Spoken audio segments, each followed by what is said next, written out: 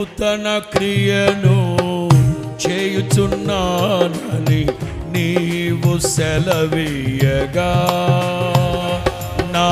కన్నీటి జీవితమే సుఖ సౌఖ్యము కాగా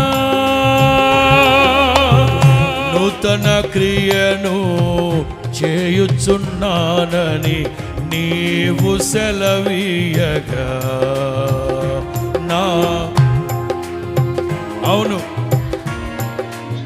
సుఖ సౌఖ్యము కాగా నా అరణ్య రోదన ఉల్లాసముగా ఆమేన్